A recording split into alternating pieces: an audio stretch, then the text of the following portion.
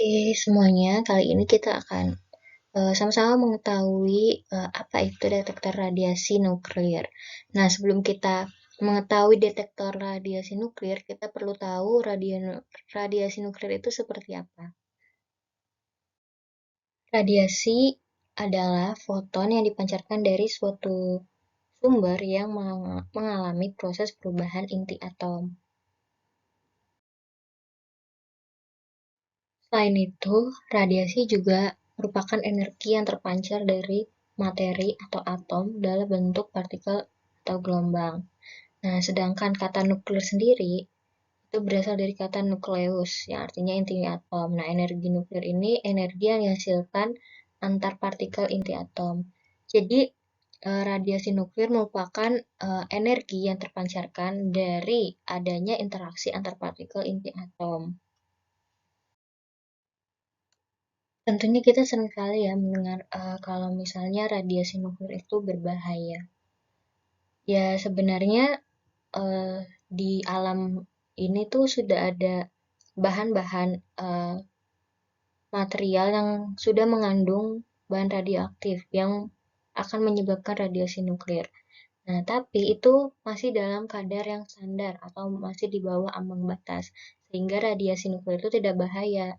Jadi, bagaimana nih cara manusia untuk mengatasi hal tersebut, yaitu dengan dibuatnya sebuah alat yang bernama detektor. Nah, detektor ini berfungsi untuk mengendalikan bahaya radiasi. Dari caranya bagaimana? Nanti detektor ini akan menangkap setiap perubahan dari inti atom. Jadi kita bisa tahu nih besarnya radiasi yang terpancarkan karena adanya sumber radiasi itu seperti apa. Nah, detektor nuklir sendiri itu punya jenis dan bentuk yang cukup banyak. Karena sering perkembangan zaman, ditemukan dan dikembangkan lagi nih sistem pencacar radiasi untuk meningkatkan aplikasi dan kemudahan penggunanya. Jadi terdapat 3 jenis detektor.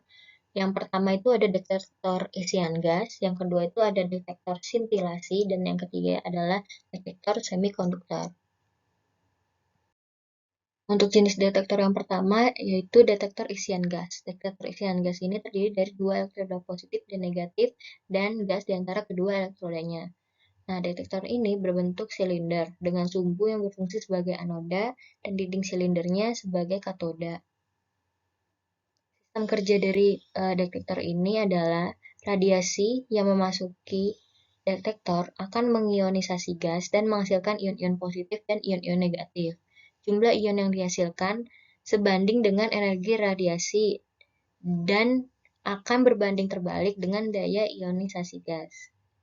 Nah, daya ionisasi gas yang berkisar 25 elektron volt hingga 40 elektron volt ini akan dihasilkan ion-ion yang membentuk pulsa listrik atau arus listrik.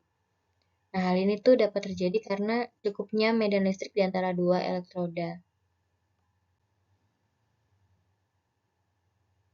Kemudian, detektor isian gas ini memiliki 3 jenis. Yang pertama itu seperti detektor kamar ionisasi atau sering disebut ionization chamber. Nah, detektor ini beroperasi pada tegangan yang paling rendah. Jumlah elektron yang terkumpul di anoda sama dengan jumlah yang akan dihasilkan oleh ionisasi primer. Nah, dalam ionisasi chamber ini tidak terjadi multiplikasi jumlah ion oleh ionisasi sekunder. Nah, dalam daerah ini memungkinkan untuk membedakan radiasi yang berbeda ionisasi spesifikasinya, misalnya antara partikel alfa, beta, dan gamma. Namun arus yang timbul sangat kecil ini memerlukan penguatan arus yang besar dan sensitivitas alat baca yang tinggi. Kemudian untuk yang kedua itu ada namanya detektor proporsional. Nah, salah satu kelemahan dalam mengoperasikan ionization chamber tadi kan output yang dihasilkannya itu lemah karena harus memerlukan penguatan arus listrik. Nah, untuk mengatasi itu ada pengembangan dalam detektor proporsional ini. Jadi, detektor ini beroperasi pada tegangan yang lebih tinggi dari ionization chamber. Nah, daerah ini ditandai dengan mulainya terjadinya multiplikasi gas yang besarnya tergantung pada jumlah elektron mula-mula dan tegangan yang digunakan. Nah, karena terjadinya multiplikasi, maka ukuran pulsa yang dihasilkan akan lebih besar. Nah, jadi keuntungan menggunakan detektor proporsional ini, dia tuh mampu mendeteksi radiasi dengan intensitas yang cukup rendah. Tapi kekurangannya adalah memerlukan sumber tegangan yang super stabil karena sangat berpengaruh pada tegangan saat proses multiplikasi gas dan akan berpengaruh pada hasil outputnya.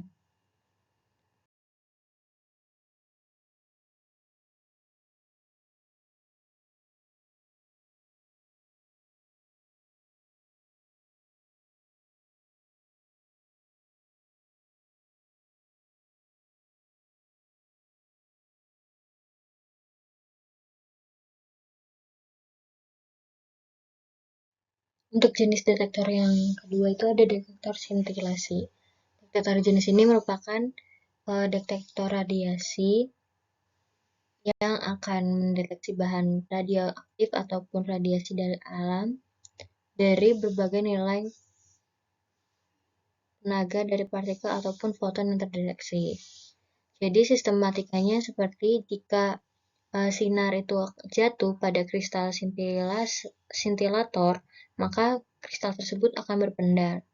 Nah, hal ini disebabkan oleh elektron atau atom dari kristal yang tereksitasi, kemudian ke arah bawah dengan mengemisi foton. Nah, radiasi foton ini akan mengenai katoda dan selanjutnya katoda akan melepaskan elektron yang disebut radiasi fotokatoda. Nah, selanjutnya kelajuan elektron itu akan diperbesar dengan melewatkan pada beda potensial bertingkat, sehingga potensialnya naik secara bertahap serta diperkuat oleh tabung foto multiplier. Nah, detektor ini juga mampu memberi informasi tenaga dari partikel ataupun foton yang ditangkap oleh detektor itu. Detektor sintilasi ini terdiri dari dua bagian, yaitu bahan sintilator dan fotomultiplier. Nah, bahan sintilator itu merupakan bahan yang berbentuk padat, cair maupun gas yang akan menghasilkan percikan cahaya bila dikenai radiasi.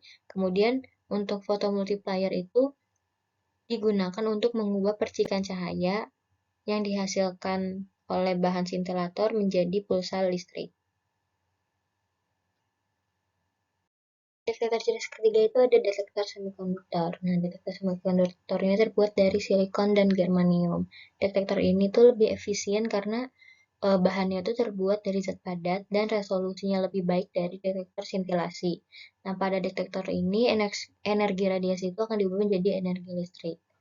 Nah, energi radiasi yang memasuki bahan semikonduktor akan diserap oleh bahan dan akan menghasilkan beberapa elektron berpindah dari pita valensi ke pita konduksi. Nah, bila di antara kedua ujung bahan semikonduktor tersebut ada beda potensial, maka akan ada aliran arus listrik. Nah, detektor ini terbagi menjadi tipe N yang dihubungkan dengan kutub negatif dari tegangan listrik dan tipe P yang dihubungkan ke kutub positif dari tegangan listrik. Hal ini menyebabkan pembawa muatan akan tertarik ke arah kutub yang berlawanan sehingga terbentuk lapisan kosong muatan pada sambungan sehingga tidak ada aliran listrik.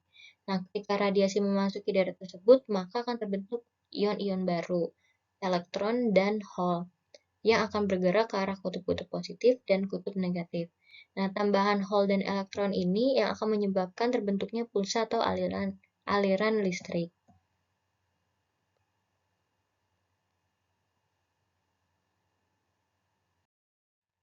Oke, kesimpulannya dari jenis detektor radiasi yang kita bahas, setiap detektor itu punya mekanisme kerja yang masing-masing dan beda-beda.